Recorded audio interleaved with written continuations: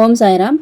நம்ம ஷிரடியில் உள்ள புனிதமான இடங்கள்லாம் நம்ம தரிசனம் பண்ணிட்டே வந்துட்டுருக்கோம். அதில் இன்றைக்கி நம்ம பார்க்க போகிறது சாய்பாபா வந்து நின்ன மிக முக்கியமான ஒரு புனிதமான இடத்த பற்றி தான் பார்க்க போகிறோம்.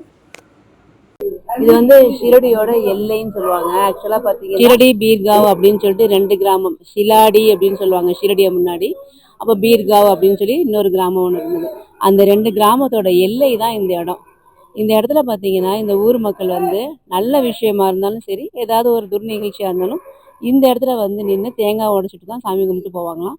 அது மட்டும் இல்லாமல் நம்ம சாய்பாபா ஒரு நாள் விட்டு ஒரு நாள் சாவடியில் வந்து படுக்கும்போது துவாரகா மாயிலேருந்து சாவடிக்கு வரும்போது இந்த இடத்துல நின்று நம்ம ஆஞ்சநேயர் சிலை, இங்கே வந்து 2 சிலை இருந்தது, அந்த சிலையை பார்த்து சமிகை பண்ணுவாராம். ஆக்சுவலாக ஷீரடியில் ஒரு ஆஞ்சநேயர் சிலை, பீர்காவில் ஒரு ஆஞ்சநேயர் சிலை, 2 ஆஞ்சநேயர் சிலையுமே ஒன்றா ஆக்கணும் அப்படின்னு சொல்லி ராமச்சந்திர தாதா பாட்டேல் அப்படிங்கிற கிராம நிர்வாகி முடிவு பண்ணி ஒரே கோயிலாக கட்டணும் அப்படின்னு அமைச்சது தான் இங்கே ஆஞ்சநேயர் கோயில் வந்து உருவாகிருக்கு. அப்புறம் இந்த பாபா வந்து சமிகை பண்ண ஆஞ்சநேயர் வந்து எங்கே இருக்காங்கன்னு பார்த்தீங்கன்னா இப்போ மியூசியத்தில் இருக்காங்க.